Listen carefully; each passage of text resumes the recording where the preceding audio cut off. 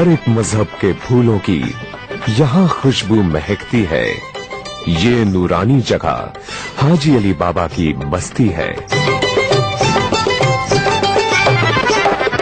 ये दर हाजी अली का है, करम का आस्ताना है। ये दर हाजी अली का है, करम का आस्ताना है। ये दर हाजी अली का है, करम का आस्ताना है। ये दर हाजी अली का है, करम का आस्ताना है। फकीरों की ये जन्नत है, ये मस्तों का ठिकाना है। फकीरों की ये जन्नत है, ये मस्तों का ठिकाना है। ये दर हाजी अली का है, करम का आस्ताना है। ये दर हाजी अली का है, करम का आस्ताना है। फकीरों की ये जन्नत है, ये मस्तों का ठिकाना है। फकीरों की ये जन्नत है, ये मस्तों का ठिकाना है। ये दर हाजी अली का है, ये दर हाजी अली का है। ये दर हाजी अली का है, ये दर हाजी अली का है।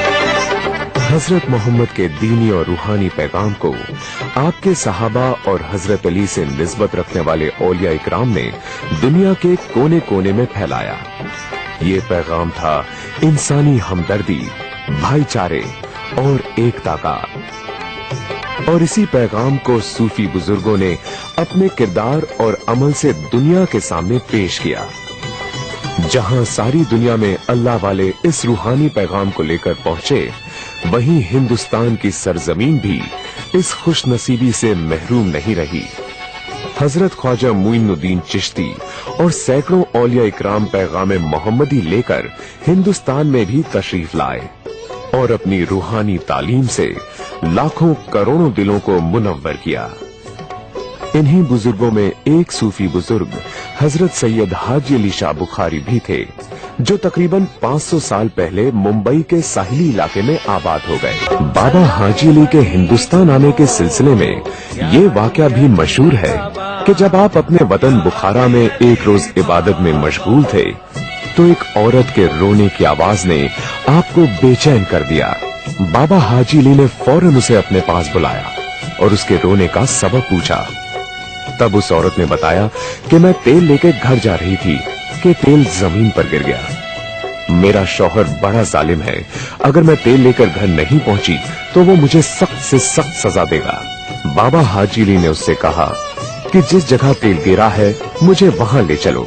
जब उस जगह पहुंचे तो आपने अपना अंगूठा उस जगह रखकर दबा दिया। तेल फुव्वारे की सूरत में निकल कर आया और बर्तन में जमा हो गया।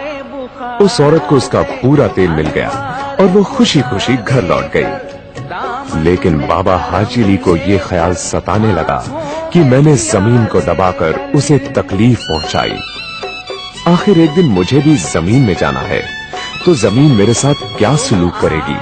और इस ख्याल से हाजी अली बाबा परेशान रहने लगे।